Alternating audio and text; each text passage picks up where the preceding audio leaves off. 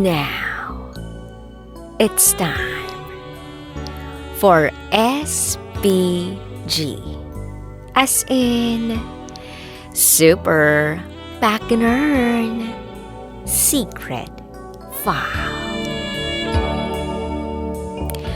Kung may tahong, may talong din si...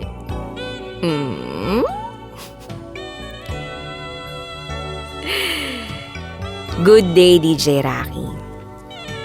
Gusto ko lang i-share ang isa sa mga hindi ko makakalimutang pangyayari sa buhay ko. Nangyari to year 2015 if I'm not mistaken. Itago mo ko sa pangalang Carla. At ito ang aking SPG. As in, Super Packinern Secret File. Nung panahong yun, may jowa ako.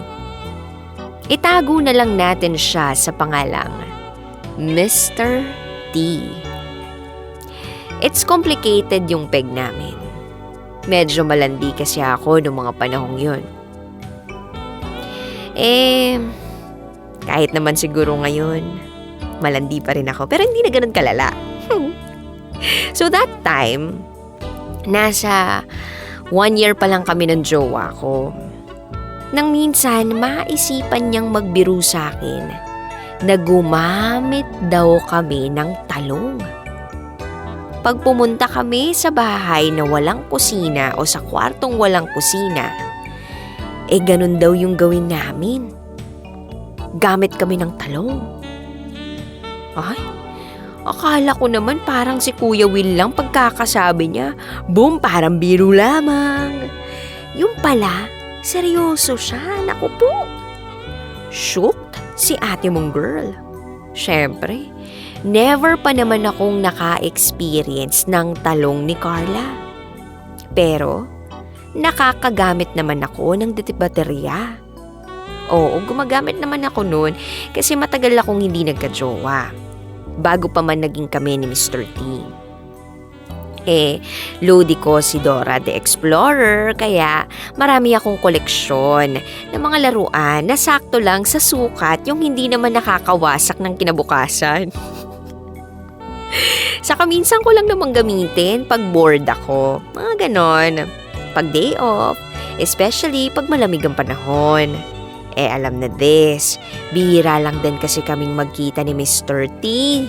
Kaya, nagagamit ko talaga yung mga koleksyon kong baterya.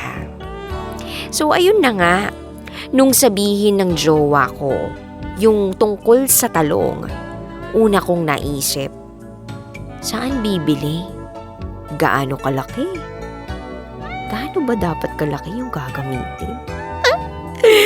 Natatawa ako na para bang gusto kong sapakin yung jowa ko kung bakit naisipan yung talong ni Carla. So fast forward, araw ng pagkikita namin ni Mr. T. Naisipan kong sorpresahin siya kahit hindi naman niya birthday. Dahil hindi naman niya alam na sineryoso ko rin ang tungkol sa talong. Pagpasok namin sa bahay ni Kuya, mahal, may papakita ako sa'yo. Pero sana, matuwa ka at ingatan mo pag ginamit mo to kasi nakasalalay ang health ko dito. Ngumiti siya na parang nakakaloko. Gets niya agad ang ibig kong sabihin. Kaya nilabas ko na ang talong ni Carla. Charan! At ayun, tinutok niya, pinasok niya ang boy, walang daplis. At ang sabi ko na lang, dahan-dahan lang, baka mastak yan dyan at baka magpa-doktor pa ako. Pero hindi pa dun nagtatapos ang kwento. Highlight pa lang yun. Pag uwi namin, bit-bit ko yung talong na nasa plastic. Inilagay ko sa loob ng bag ko. Siyempre, hindi namin pwedeng iwan yung talong sa bahay ni Kuya.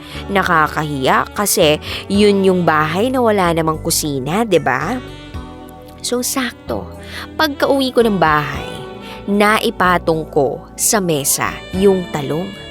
Hindi ko matandaan kung anong ginawa ko noon at hindi ko naitapon. Pagkita ko, aba, yung kapatid kong bunso, piniprito yung talong. Sabi ko na lang, saan galing yung talong na piniprito mo? Sabi niya, yung dyan sa mesa. Hindi kasi kasya yung ulam natin eh. Grabe DJ Rocky, hindi ko alam kung anong mararamdaman ko. Takot o tawa. Pero in fairness, sa talong ni Carla, hinugasan ko naman yung pagkagamit, saka hindi naman siya na-overuse. Kaya siguro nang makita ng kapatid ko, hindi naman nangulubot at hindi naman malata yung naluto niya. Hanggang ngayon, hindi ko makakalimutan yung pangyayaring yun. Nga pala, hindi ako kumain ng talong na luto ng kapatid ko.